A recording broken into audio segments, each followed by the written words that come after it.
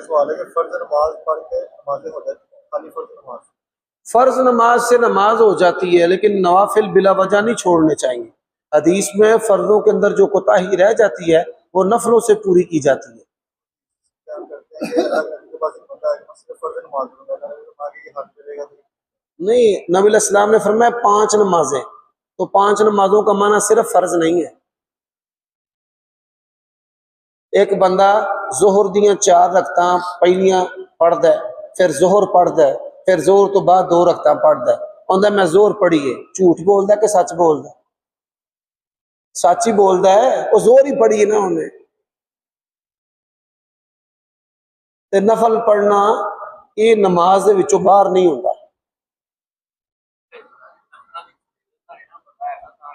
फजीलत का भी पता है, सब कुछ पता है।